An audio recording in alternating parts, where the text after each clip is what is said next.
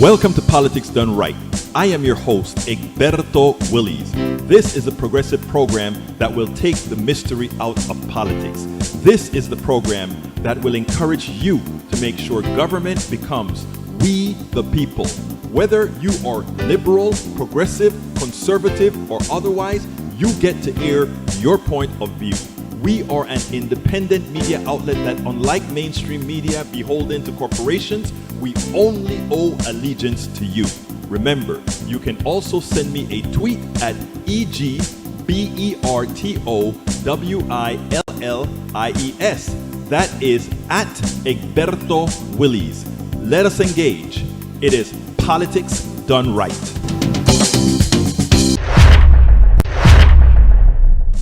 Well, folks, welcome to one more edition of Politics Done Right. I'm Egberto Willies, your host. Thank you so kindly for being a part of the show. We are going to have a great show for you today. For those of you who missed the our end of year Zoom chat, we're going to have that. It's already on YouTube. I'm going to go ahead and write a little quick blog for it on politicsdoneright.com and place that there. But we had a great time with a lot of you. I got to see your faces for the very first time. Great seeing everybody. Thank you so kindly for having been out there. We had a good time. We had some good conversation. I learned a lot as usual. Well, you know, I'm a sponge. I will always learn, figure out what people are doing, where they're coming from, etc., etc., etc. So thank you so kindly for having been there. We had a good time. Anyhow, folks, we're going to have a good show for you today. We are back again. Oh, you know, there you go. Brige is always ready. Brige is on the money. Thank you very much, Brige, for going ahead and putting that out there. I think that's I imagine that is the link to the thing. Anyway, we had a great time, and again, we had people from all strides coming out. It was very, very, very good. Anyhow, we are going to do that a little bit more frequently. I hope we had about, at the high, I think we had about 17 people that came on. As we get more, as people get more comfortable, I expect to see a whole lot more. We were able to leave all the mics open, which means people could come in as they like. And you know what? I just love the Politics Done Right posse, because people are so respectful in the way when somebody starts talking, the person who started first automatically continues, and the others are, we just have a respectful bunch. That's all I'm going to say. We have a respectful bunch. I want to thank you guys so kindly for being who you are. Anyhow, what is the show going to be about today again? Let me see. What is it? Oh, Greg Palast is back. Today is the last day of early voting in Georgia. And of course, the shenanigans continue. So Greg is going to be with us to tell us a little bit about that. Greg also did a video that I want to put out there as well. Yeah, Bridge. We're not going to use that as an excuse the next time for you to use a picture instead of a video, Bridge. You know what I mean, Bridge? Just messing with you, Bridge. Bridge MCP. Anyhow, folks, as I said before, Greg Palast is going to be with us. The lines in Georgia are long, but progressive voters are persistent because we need those two senators. What is at stake here? Greg Palast is going to tell us. But look, folks, let me tell you. We don't know if those two senators are going to win. But what we do know is that we don't know yet, and that we can make it happen. We have to be on those folks in Georgia. We got to be calling friends up and say, hey, get your friends and your friends of friends and friends of friends and friends and friends to go out there and vote. Because the fact that Donald Trump could pull and find 74 million people to vote in this entire election, which is equivalent to more than Hillary Clinton got more than President Obama got more. It is mind-boggling that he was able to do that, but he did it. So, Georgia, we need you so badly, Georgia. We need you guys to go out there and vote, Georgia. The country depends on you now, Georgia. If we want policies out there that are going to be good for everybody, we need to have Georgia on our minds. And Georgia right now is on my mind. So please, Georgia, please go out there. Please go out there and vote. Please go out there and vote in very large numbers. But before we get started, the art of the deal. Remember that? The art of the deal was what Donald Trump was all about. I saw this, I think it was yesterday, and I said, you know what, I got to play this for my folks. Check this out. The art of the deal that goes like this. Quote, you can't con people, at least not for long. You can create excitement, you can do wonderful promotion and get all kinds of press, and you can throw in a little hyperbole.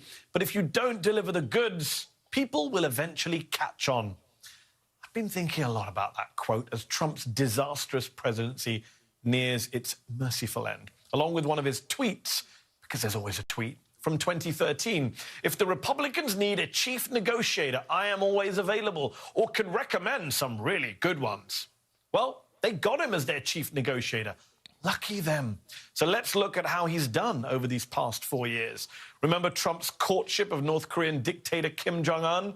Trump even said the two leaders fell in love. And after they met, Trump confidently proclaimed there is no longer a nuclear threat from North Korea. But as someone once said, you can't con people, at least not for long. The North Korean nuclear threat never went away. In fact, Bloomberg reported yesterday that Kim Jong-un's nuclear weapons got more dangerous under Trump. Okay, so maybe he failed abroad, but what about at home? Remember this? We'll be terminating Obamacare, and we'll be replacing it with so many different options. But you'll have great health care at a fraction of the cost. Sounds great. I don't seem to remember that magical plan ever appearing, though, in actual reality. House Republicans did partially repeal Obamacare without replacing it. And Trump held a big party in the Rose Garden to celebrate. Art of the deal. But even that half measure failed, thanks in part to a thumbs down from John McCain in the Senate. And despite presumably having been at least dimly aware of the wrenching debate over the initial passage of Obamacare, Trump in 2017 claimed that, quote, nobody knew that healthcare could be so complicated. Yeah, we knew. Which brings us to the new COVID relief bill. Trump sat out the negotiations over the bill, then intimated after a deal was finally reached that he would veto it, before heading to Florida to spend the weekend tweeting and golfing as millions of Americans suffered. Senator Lindsey Graham had to convince Trump to sign the bill in between drives. Hit a shot, take a phone call. Hit a shot, talk about what's a good deal, Graham said. Trump ultimately signed the bill and got nothing out of his tantrum. The bill didn't change. All Trump did was create headaches for his party by belatedly backing a Democratic demand for $2,000 direct payments. Trump forcing sycophants like Louis Gohmert to choose between their right-wing ideology and their loyalty to the president. Gohmert opposed the $2,000 payments yesterday, which raises the question, Congressman, why don't you support the president you're so desperate to keep in office? Look, Donald Trump has had 4 years to prove himself the ultimate deal maker. What he has proven instead is the truth of a line from his own book that almost certainly came from his ghostwriter. If you don't deliver the goods, people will eventually catch on. If you don't deliver the goods, people will eventually catch on. Well, at least 81 million people did catch on and made sure that Donald Trump did not continue his conning behavior. The 74 million, let's make them our friends. Let's engage them. Let's talk to them. I know some of you find that difficult to do. That's okay. I am willing to do it. And let's get a few others who are willing to do it. Let's have a little talk with them. Anyhow, folks, welcome aboard Dara Lissinger. Welcome aboard Sharon McMillan. Welcome aboard Brian MCP, Tom Hines. Welcome aboard Joe Kissinger. Welcome Linda Joe Kissinger. Welcome aboard everybody. Deborah John, welcome aboard. Thank you guys so kindly for being here. Hey, I want to talk to Tom Hines. Tom Hines says, I am so tired of folks voting against their own interests. And you know what I like about a lot of the youngsters that are running for Congress? They are to the point, they are media savvy, and they know what they're doing. I ran across this article in Daily Kos that I want you guys to take a look at. This article in Daily Kos reveals or talks about what Asaf did to Fox News. You have got to see this. You have got to listen to this. Let's go ahead and play this, and then we'll take it on the other side. Right now, we have a crisis of corruption in American politics. And since we're live on Fox, let me take this opportunity to address directly the Fox audience. We have 2 United States senators in Georgia who have blatantly used their offices to enrich themselves. This is beyond partisanship. And the reason to your question that I talk so much about health and jobs and justice for all the people is that we can unite behind that program. We've lost 9 rural hospitals in Georgia in 10 years. We can reopen them. We can invest in infrastructure to build jobs, revitalize our communities, create opportunity, raise the minimum wage so that people doing an honest week's work can not just survive, but can thrive. And yes, pass landmark civil rights and voting rights legislation to secure equal justice for all. And I humbly and respectfully request the support of everyone who is tuned in on Fox right now. And I'd love for you to log on to ElectJohn, electjon.com. That's electjon.com. Make a contribution to our efforts here in Georgia. And one more quick one while we've got you. Any concern that the allegations of wrongdoing against Reverend Warnock could possibly be a drag on the Democratic ticket next week? None whatsoever. Reverend Warnock addressed this issue a year ago. And here's the bottom line. Kelly Loeffler has been campaigning with a Klansman. Kelly Loeffler has been campaigning with a Klansman. And so she is stooping to these vicious personal attacks to distract from the fact that she's been campaigning with a former member of the Ku Klux Klan. I mean, we deserve better than that here in Georgia. And I want to encourage everybody to make a plan to vote on Tuesday. Thank you so much. Thank you, Mr. Ossoff, very much. I don't know if you guys understand. Peter Ducey with the Ossoff campaign there. Peter. I don't know if you understand what it took for the producer at Fox News to try to figure out, do I cut it or is it going to be too obvious? Do I take this off the air or not? And the young reporter that Ossoff really threw under the bus. This young reporter, he knows the question that he has coming up next. He wants to disparage Reverend Warnock, right? But Ossoff did not leave any spaces and this is what I talk about young people being very good and media savvy. When you're talking, right, to these reporters, what you have to do is when they don't want to hear you anymore, they are waiting for that gap to jump in. Otherwise, it looks like you're on top of each other, right? And that's what reporters know they shouldn't do. So he goes out there, and what Ossoff did is he had a continuum of message. He continues the message. And notice how the things that he wanted to stress, how he did it. She campaigned with a Klansman. And he didn't end it there. He said it once again. She campaigned with a Klansman. She is walking around with a member of the Ku Klux Klan. And watch how he continues. He kept a steady pace and he made sure to get the message in. These 2 people are profiting from COVID. I mean, Ossoff is great in the way he used the live Fox News. Again, this was live. So he did it live on air so the entire audience got a chance to see it. And then now, of course, it goes viral because it's on Daily Kos and it's everywhere else. This is how we as progressive, or those who are progressive Democrats, are supposed to do it. They're supposed to know how to hit, and they're supposed to know how to continue to twist the hit. Ossoff gets an A+ for that one. So what I wanted to tell you, the Hines, is that you're right. These people always vote against their own interests. They vote against their own interests because of the messaging they hear from Fox News, because of the messaging they hear from their preachers, which are, in most of these preachers, and I don't say this at all, I say this knowing what I'm saying. Most of their preachers are evil because their preachers know that they're hurting their pew and they continue to do what is necessary to hurt their pew because they profit from it. So these people are not bad people. These people are confused. These people were confused by selective messaging, very well designed selective messaging by the people they trust. And what Asaf did there is Asaf was on their channel.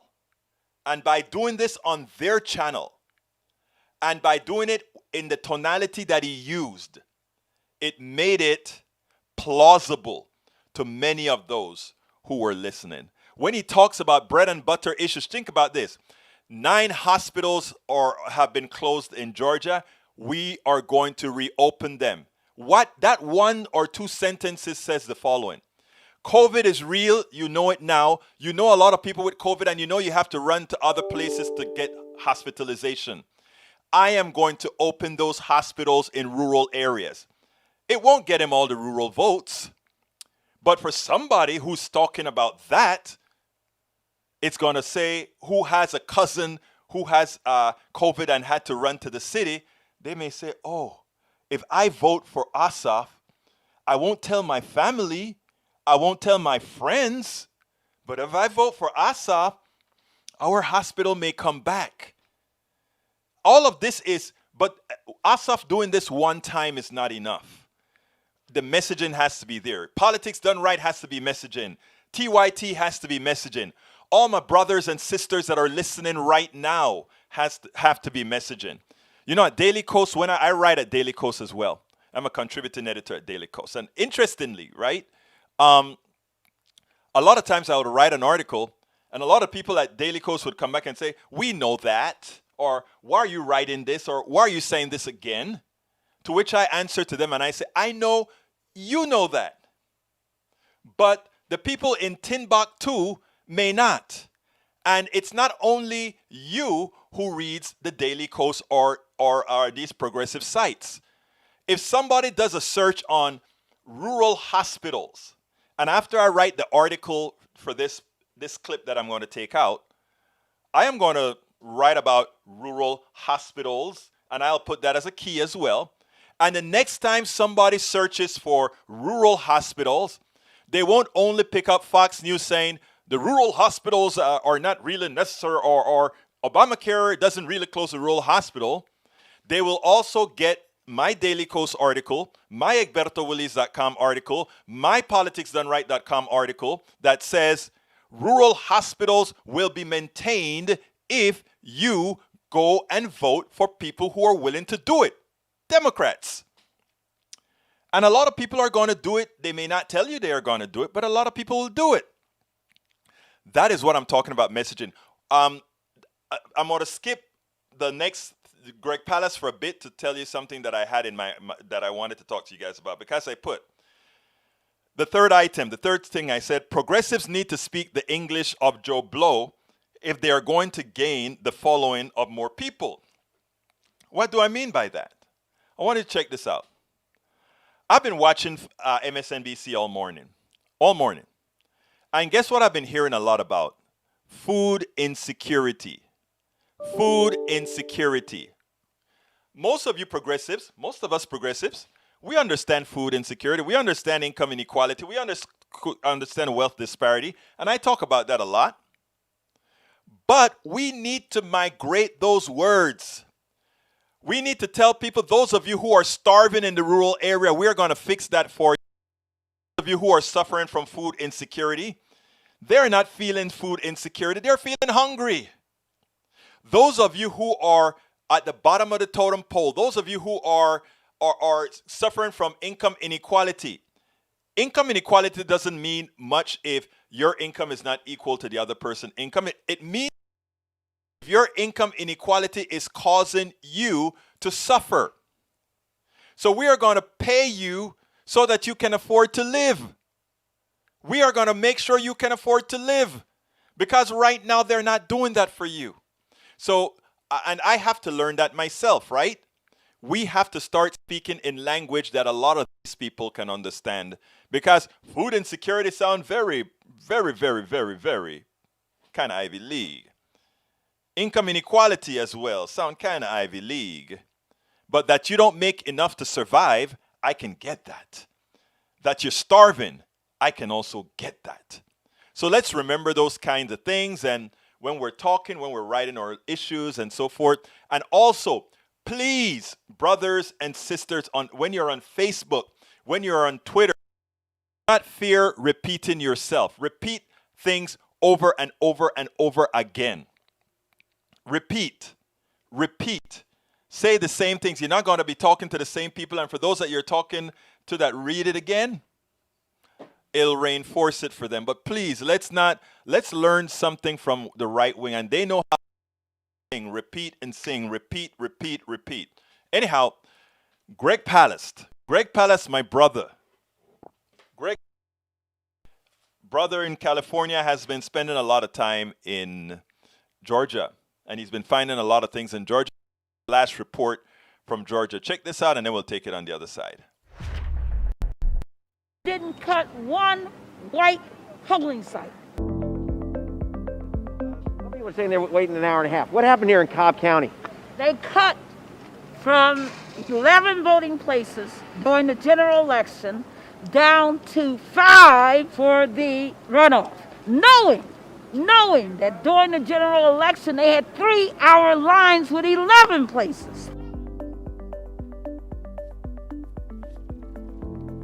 I came here to early vote, as this is where I came to early vote for the presidential election, and then I found out this place was closed. So looks like I'll be trying to go to another location at some point. And they knew that it was going to result in long lines. And they have done nothing to help voters. They cut places knowing that they would make it harder for people to get to the polling places. But look at where they cut them, Greg. They didn't cut one white polling site. They cut all of the polling sites they cut were black and brown polling sites predominantly. Was that just an accident? No. Come on, Barbara. No, it was targeted. It's what we call targeted voter suppression. And it's wrong because they knew that it would make it harder for people to get to these sites. They knew it was going to result in long A lines. They knew this, but they did it anyway.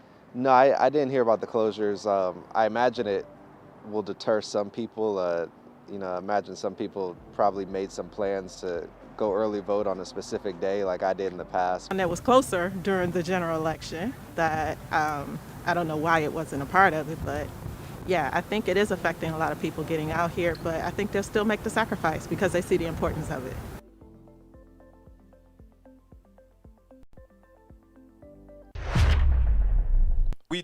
All right, I wanted to show that because this is what Greg Palast has been going back and forth between California and Georgia. In fact, they just sued the state of Georgia several times, actually. And he's going to be on with us after in a little bit. But, what I want to ask you, anybody that's on YouTube right now, please consider hitting that join button and become a part of our Bridge MCP named PDR Posse. Please become a part of our PDR Posse by clicking on that join button. Alternatively, you can also hit that $ and say, I want to go ahead and give Egberto a super chat. After all, it's the end of the year, and we want to make sure and help this program stay alive. So either go click the join button or go ahead and click a $ for a super chat that you have on there if you're so inclined to do. If you're not on YouTube and you want to become a part of our YouTube Posse, please be sure to go to politicsdoneright.com/YouTube. politicsdoneright.com/YouTube, and that will allow anybody, whether you are on YouTube Live, Periscope, or Facebook, or Twitch, to go ahead and click on that link, politicsdoneright.com/YouTube, and you can become a part of our YouTube Posse. Alternative, become a Patreon. Become a patron by going to politicsdoneright.com/Patreon. That's politicsdoneright.com/PATREON. And of course, we all of us who do this kind of work, we do accept PayPal. So go to politicsdoneright.com/PayPal, politicsdoneright.com/PayPal. You see that book on the screen? It's worth it. How to talk to your right-wing relatives, friends, and neighbors. Please consider getting my book. You can get it at Amazon.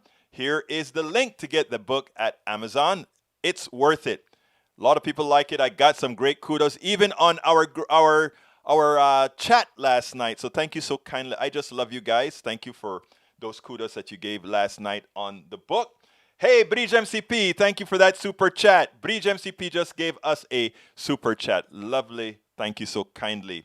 Likewise, Facebook suspended you, J.A. Gonzalez. Well, come on. We love you anywhere you get to us. We love you. No problem, my brother. If you guys want to cut out the middle person for purchasing our stuff, just go ahead and go to our store, politicsdoneright.com/store, politicsdoneright.com/store. And by the way, on YouTube, you can also get our hoodies or T-shirts that says Politics Done Right, and it have I support independent media or some other things. J.A. Gonzalez, welcome to support it. Thank you very much for becoming a new supporter. J.A. Gonzalez. J.A. Gonzalez just became a new supporter. Others, please click on that join button. Let's get busy and let's start 2021 with power. And when I say with power, I sent out a mailer today. You know what? I should actually give you guys the mailer that I sent out today, because what I wanted to do is like I said in the mailer that I sent out today. Where is it at? Did I not have that mailer? Didn't I send that out already? I thought I sent it out.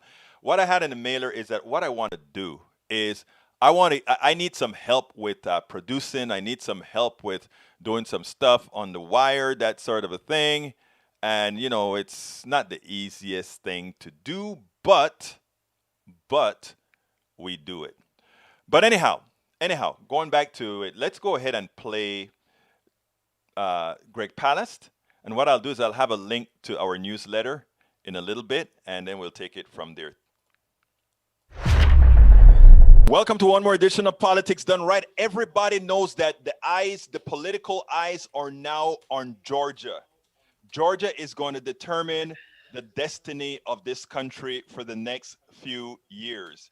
And right in the midst of this, we continue with the one and only investigative reporter, the guy who's been all over the world, from the Guardian to every major newspaper around the world. Greg Palast from gregpalast.com. How are you doing today, my friend? Okay, glad to be with you again, Egberto. Well, look, I understand. And in fact, I just watching MSNBC, I see all these lines that are wrapped around for blocks, for miles, for people attempting to vote, mostly in locations of people of color. Explain to me what's going on. Explain to me what you and the team are doing down there to try to mitigate much of what's going on.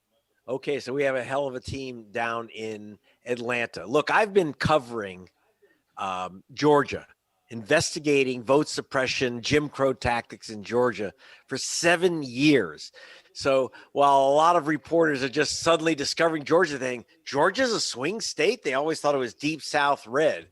But they don't understand. As Martin Luther King III told me back 7 years ago when I started, he said, you know, Georgia's a blue state if they'd let us vote. So this is not really about Democrat or Republican. It's about right and wrong. They've been the GOP, and I'm not going to just pick on Republicans because, you know, I've investigated Democrats for vote shenanigans too.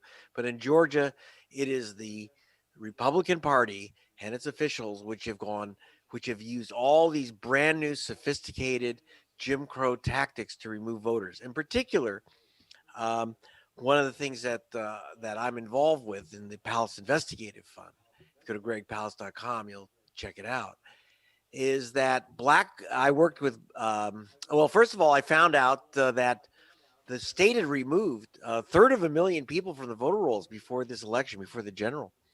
1/3 on the grounds that they'd left the state, that they'd moved. And obviously, Egberto, if you don't live in Atlanta, you don't live in Georgia, you can't vote in Georgia because it's a felony crime to do so. So I checked into it, and I hired the experts on where people live. That's known as the post office and their other agencies. But and I checked with the post office, which you can do. You can hire a post office contractor. And the post office said 198,351 people, almost 200,000 people, never moved from Atlanta or Georgia, but they're removed from the voter rolls anyway. And this included Martin Luther King's 92-year-old cousin. I was there at the polls when she was thrown out. Also, we have Mr. Diaz and Mr. Watson. We have Ashley Jones. We have a bunch of people, and overwhelmingly, interestingly, these are voters of color.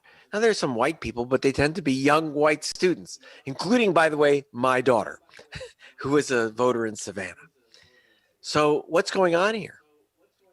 This is hidden from the public eye, while the mainstream press is weirdly praising the voting officials of Georgia, saying, "Oh, they stood up to Trump." No, they didn't. Biden didn't win by 12,000 votes. He won by over 112,000 votes. They didn't allow people to vote. They just couldn't steal enough to steal it for Trump. But now we're into a dual U.S. Senate runoff, which will determine the fate of which party controls the U.S. Senate. Whoever wins this race controls the U.S. Senate. Everything's on the line. And so with Black Voters Matter, the Reverend Jesse Jackson's organization, Rainbow Push, with the Southwest Voter Registration Education Project, which is like the big frontline Hispanic organization, they've sued in federal court based on my findings, a report I did, in fact, released by the ACLU of Georgia. And based on those findings, they've sued in federal court to return these people to the voter rolls. Now, the good news is that there will be a trial to get these people back on the voter rolls. The bad news is that the judge turned down our demand to return them to voter rolls before this election on January 5. And he did so, and I'm going to be very blunt, something I'm going to say is very unusual. He did so because the state lied. They went into a federal court and they lied to a federal judge. They wrote letters to a federal judge which are a lie. What's the lie? When we found out that, I didn't just guess that 198,351 people had been wrongly removed. I have all their names and addresses. They're still there. I go to their homes. They're still there. And so we checked with the post office. So the state lied and said they checked with the post office. Because you have to understand, checking with the post office if someone moved, it's just common sense, Berto. But it's more than common sense. It's federal law. The federal law says you have to check with the post office before you take away someone's vote on the grounds that they've left, that they've moved. So that's what, so we sued, but we couldn't get the injunction because they lied. They said, "Oh, we did check with the post office." Now we'll bust the lie, but not till the trial. Now, shouldn't somebody have to go to jail for actually lying to the court? I would hope so. Remember, right now, that's unlikely because we don't have a Justice Department. We have an Injustice Department. And I'm hoping that will change with Biden. Don't count on it. The Democratic Party has not been strong on voter protection. And I'm going to be very blunt about it. Why is that? It's when they claim that. Well, that's a very interesting question. And I'm asked that all the time. Well, where are the Democrats? And I won't say that they've completely disappeared because in Georgia, the clear leader of the Democratic Party is Stacey Abrams. So in the case of Georgia, it's very different. But in 49 other states, you have very little interest of the Democratic Party in protecting voter registration. Well, let me stop you a second, Greg. I drew at one of your press conferences, I drew the ire of one of the leaders of an organization because I said, why do we go through this every 2 years? In other words, why are the voting machines, do we wait? And I don't know if that's the case, but it seems to me from my vantage point that every year we see the lines. How comes during the rest of the year, we're not saying, make sure those voting machines are there. We're waiting, we're watching to ensure that we don't, at the end of the day, when everything is already calculated where machines are going to be, that occurs. Am I missing something here? Well, look, I don't want to say that the Democratic Party has been completely out to lunch on this. Because, for example, there was an attempt by a right-wing organization called True the Vote to remove, are you ready for this? 300,000 voters from the voter rolls, challenging them. Georgia has this weird law in which anyone can challenge anyone else's vote and say they shouldn't be allowed to vote. That's leftover Jim Crow racist stuff. But so it hasn't been used until recently, until this month when True the Vote challenged 300,000 voters. And I will say that a Democratic Party organization did go to court. Yes, at 198,351, they said had moved from their addresses, and I went to their addresses. They're at home. We got a Mr. Diaz. He says, I've been living in this house for 13, 14 years. I filmed them. And then here's what happened. We took these people's names. The judge in the federal case that we filed to put these people back on says, well, because the state was making phony noises that they would meet with us and work things out. Because even the judge recognized that the state's list of people that they'd stopped from voting was a phony. He recognized it, as he called it, discrepancies. Well, discrepancies, about 200,000 discrepancies.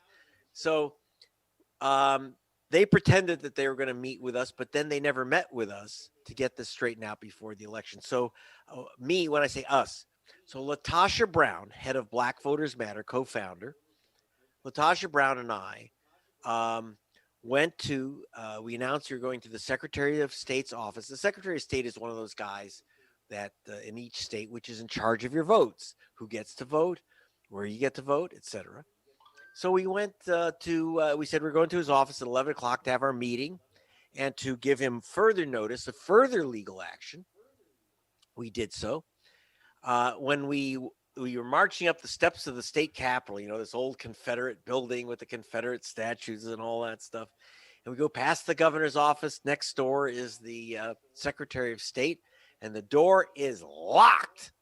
The door is locked and the lights are out, trying to hide from us because we're trying to give them legal notice and in front of the camera say, when are we going to have this meeting? So they literally just try to hide from us in the dark. So I said, okay. And they had a phone number on the door. We dial a phone number and of course just says leave a message. Well, they thought that they could avoid us. But then Latasha Brown, head of Black Voters Matter, said, I have an idea. I know that they have another office in another building. So we shot over there with the cameras following us. And sure enough, the director of elections was hiding in another office.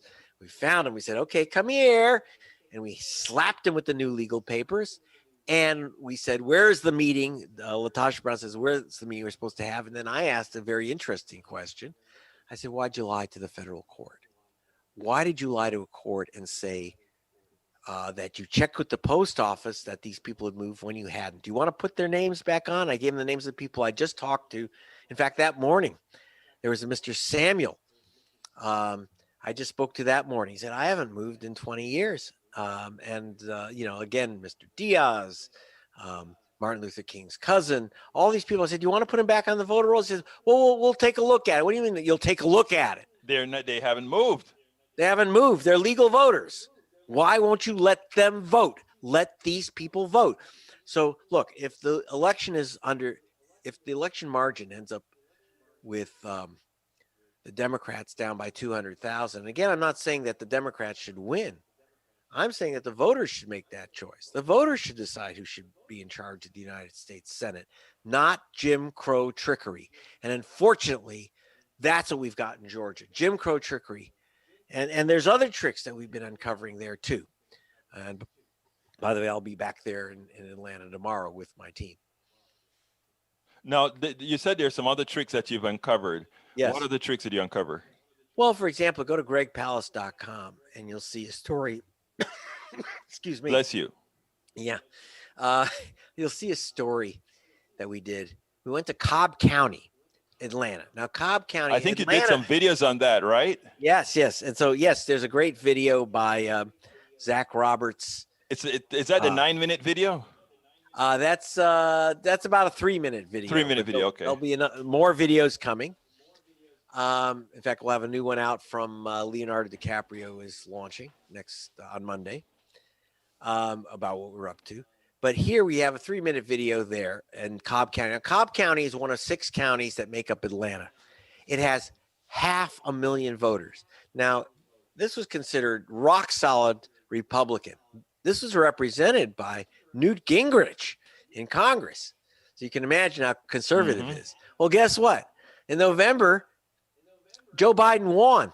He didn't just win. He just swept Cobb County, which shocked their Republican-controlled county board. What was their reaction?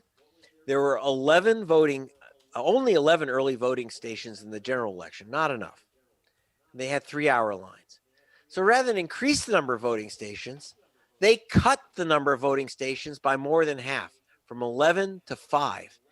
All 6 voting stations that they closed, all 6 were in African American neighborhoods. All 6 stations closed. So we put some publicity. We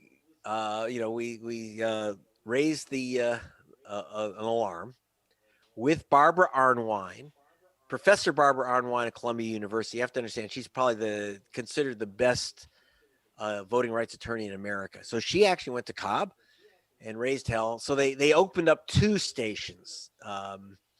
Now, it's, by the way, it's not only, it's against 2 laws. You can't target black neighborhoods to close stations. That's a violation of federal law. We still have the Voting Rights Act. That's a violation. But it's also a violation of Georgia law. Georgia law says you can't be closing polling stations. Once you've established them, you can't close them. So it's a straight up violation of law. But you know what they do? They go, yeah, take us to court like we've done, and you'll get a trial next year after the election. After the election, yeah. And this there's happens no all the recourse time. then. The ACLU told me, what we run into in courts is either we're too early. They say, oh, you're too early to file a case. No one's been harmed. And then you get near the election and say, oh, it's too close to the election to correct things. Well, excuse me. So we're fighting these things. But part of the good thing about the fight, Egberto, is that it makes people aware of how important their vote are. One thing that Stacey Abrams proved. The Democratic Party, you have to understand, when you ask why is the Democratic Party reticent about taking on what we call vote suppression, that is not allowing people of color to vote.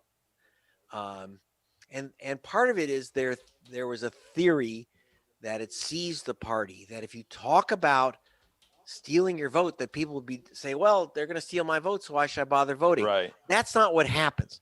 What Stacey Abrams proved in Georgia is that if you make it issue number 1 that they're stealing your vote, people say, you're not going to steal my vote.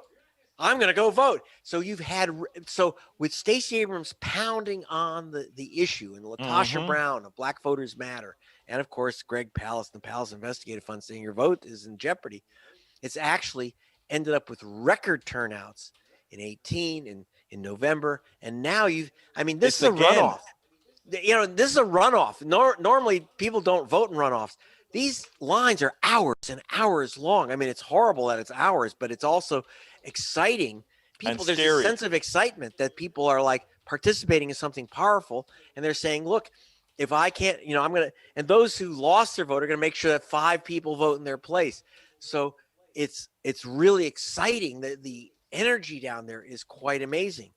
And because people are saying, think about it, Egberto. If someone steals your car, you don't throw them the keys and say, oh, what the hell? I might as well just give you the keys. Right. No, thief. In fact, that's why I don't use the term vote suppression very much. Because it's vote thievery. If your car, right. You don't say my car has been suppressed. It's been stolen. So one of the things, so it's been very exciting to see the people's reaction to this mass vote suppression. And we also had a lot of people help out. We had a big, giant electronic billboard, 20 by 40 feet wide. It was amazing, over Atlanta, saying, check your registration, with the image of Rosario Dawson up there. So at least people will, oh, there's Rosario. Then they see, check your registration. Now, what are you going to Atlanta tomorrow for? Today is the last day of early vote in Atlanta, yes. in Georgia. Yes, so today's the last day of early voting. Right. And my team is down there. We have a team of 12 people in Georgia already.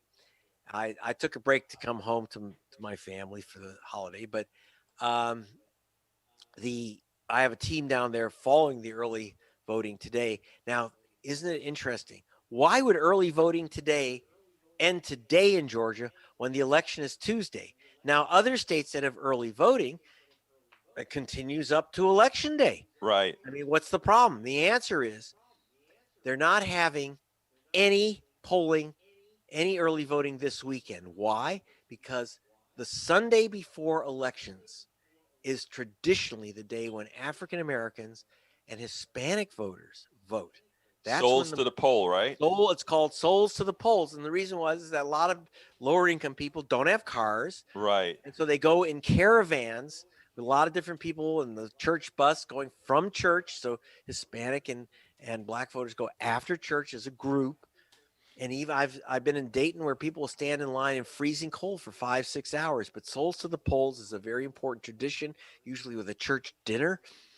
And so they said, well, we can't have that. We can't have a whole bunch of black people jamming the polls on the Sunday before the election.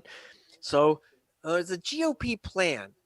And look, I have no problem if they win an election. If they win this election, that's democracy. If it's fair and square. Yeah, but don't say, well, what we'll do is we'll eliminate the day when black people vote. We'll take them off the voter rolls and say that they've left Georgia. We will close the voting stations in black neighborhoods. Come on. How about you? Hey, can I give a bit of advice to the Republican Party? I'm nonpartisan, but I'll give advice. Here's my cheap advice. Why don't you convince people to vote for you as opposed to stopping them from voting?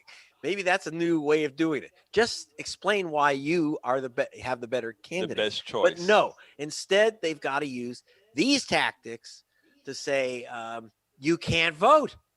And that's not American. So Well, I'm very concerned about this. So that's why I'm going back down to continue the investigation, which, by the way, and I want people to understand, we tend to fall asleep between elections on the issue of vote suppression, on the issue of stealing votes. So Obama won in 2008 and everyone went to sleep, including his Justice Department. And he got reelection in 12, but there were all kinds of indications of problems. So that by 16, the acceleration of vote stealing techniques had gone unabated. So we fall asleep between elections. I'm very worried that after this election on Tuesday in Georgia, and the count may continue with a war for another week, we don't know. But when that's over, people are going to go to sleep again. And then in 2022, by the way, one of those Senate seats, one of the senators is only 2 years long. Understand, This is a special election for one of those two seats up. Yes. So this election, you have to understand, it's crazy. It's going to be rerun in 2 years. We also expect Stacey Abrams to run for governor in 2 years. So once again, Georgia will be on the line. Georgia will determine who controls the United States Senate, not only on Tuesday, but in 2 years. And I can tell you right now, we'll be all jammed up looking at Tuesday. It'll be the big deal. And then people go to sleep. No, actually, let me push back on that. Good. You know why they won't? Because there's a gregpalast.com. There is a Politics Done Right, and there is a whole lot of independent folks that are saying we're not going to repeat 2010. We're not going to repeat 2016. We are going to repeat 2018, 2020, and 2022. That is going to be the new modus operandi. So you're telling me that you'll actually have me on after the election? Oh, Greg, you are a regular. I mean, we are going to make sure that message stays out there. You are. I mean, you are. One of the things about it is when you have people on the ground. When you're on the ground out there, you can come out and say things the way they are. There are some videos that I'm going to try to find. I think one of your people that work for you sent me a video, and she says, "Yes, please go ahead and play this as well." Yes. And so it's one that has. I'm going to go ahead and do that as well because what we have is. We're not going to keep up this mainstream media thing where we only deal with the flashy stuff.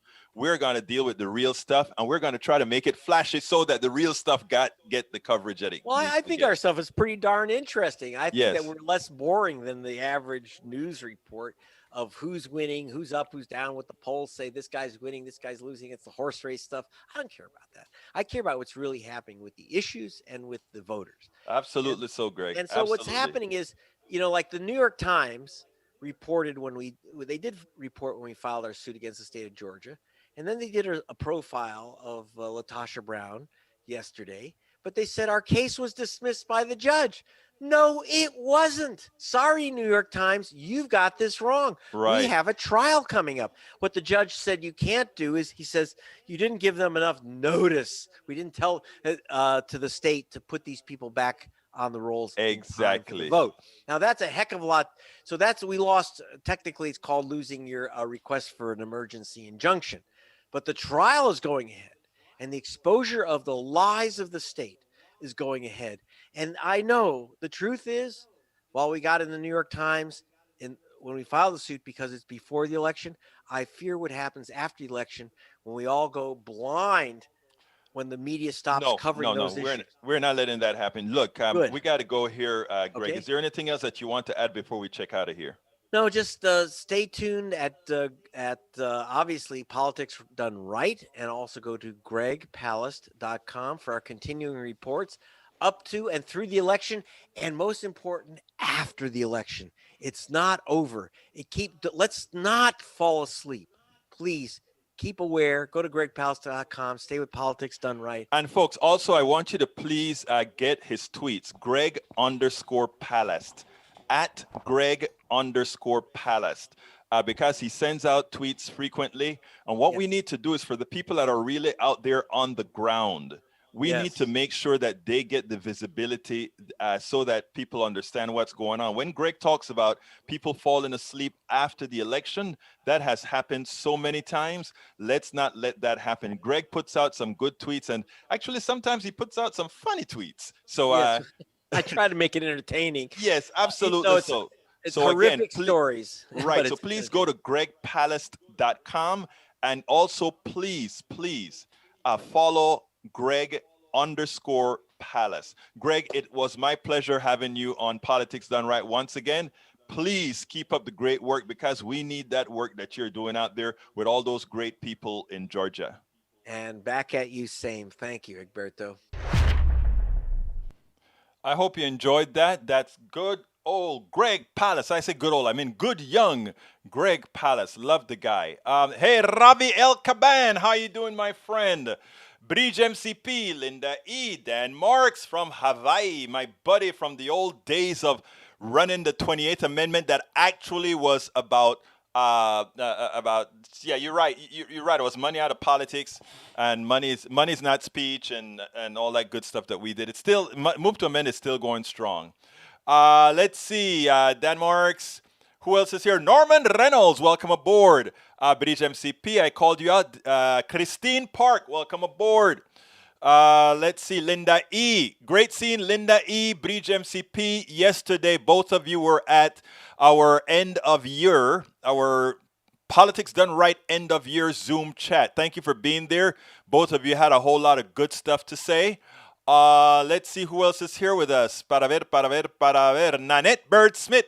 Nanette Bird Smith was there too. Who else was there? Let's see. Who else was there? Calling out folk. Bridge MCP, thank you for that super chat. And Gonzalez, J.A. Gonzalez, thank you for becoming a subscriber. Love you guys. Let's see who else. Linda Joe Kessinger, how you doing? Para ver quién más está aquí. Okay, if I miss you, just send me an email to the bottom of the thing. Sharon McMillan, welcome aboard. Daryl Leesinger, welcome aboard. Tom Hines, welcome aboard. Actually, Tom Hines, I used you to kind of segue into that Daily Coast piece. Thank you for that comment that you made. It brought that in. It's one thing that I wanted to play anyway, and you made it. You kind of brought a good segue there. Deborah John, welcome aboard. If I missed you and didn't call you out, please send me another piece, because I like to acknowledge everybody that has given me the honor to listen to a few minutes or the entire hour of our program. Because on the internet, you have places that you can be. Unlike some, I consider it the honor to have you, because this is your program. And I say that with all honesty and humility, and want you guys to realize that unless we are that way,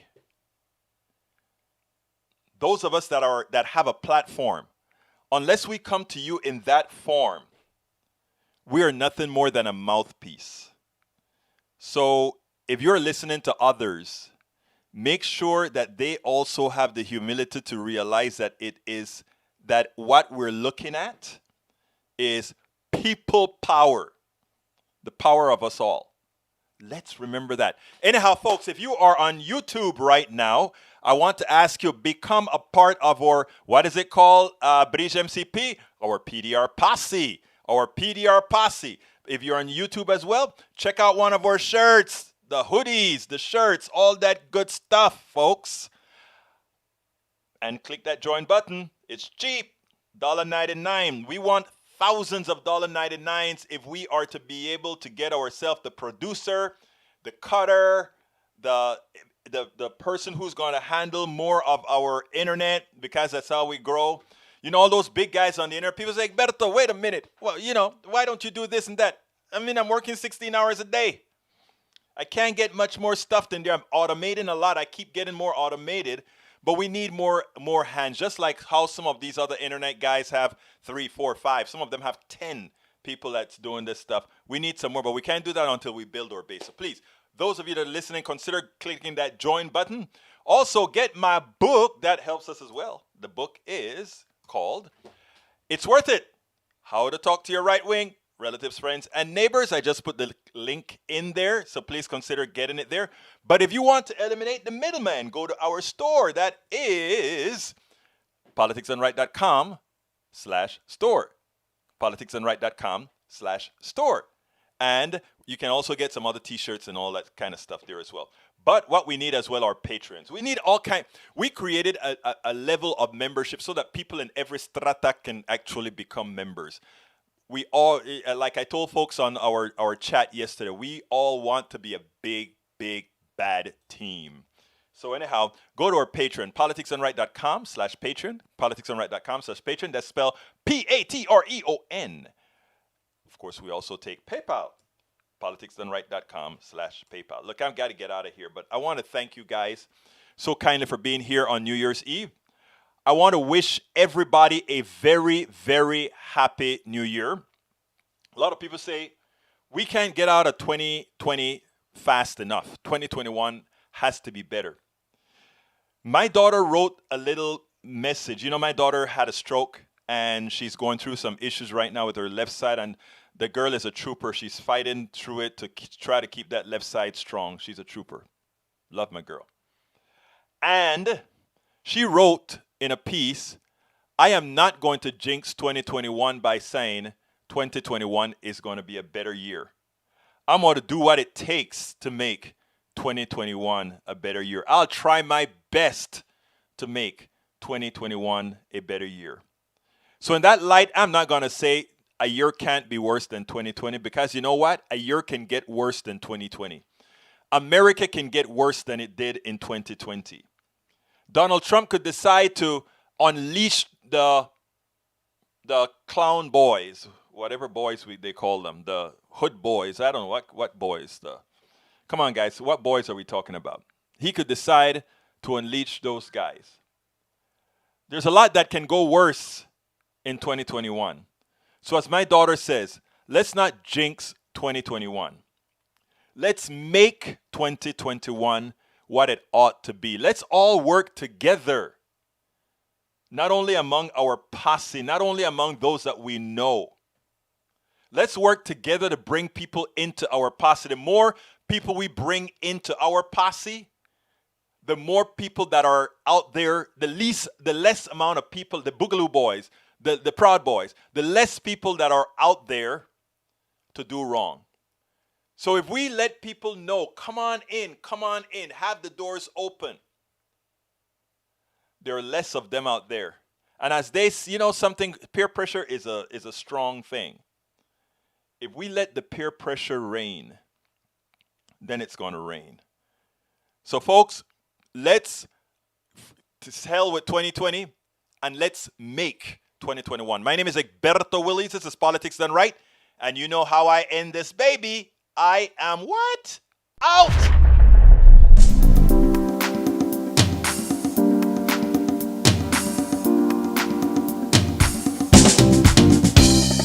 Welcome to Politics Done Right. I am your host, Egberto Willies. This is a progressive program that will take the mystery out of politics. This is the program that will encourage you to make sure government becomes we the people. Whether you are liberal, progressive, conservative, or otherwise, you get to air your point of view. We are an independent media outlet that, unlike mainstream media beholden to corporations, we only owe allegiance to you. Remember, you can also send me a tweet at EGBERTOWILLIES. That is at Egberto Willies. Let us engage. It is politics done right.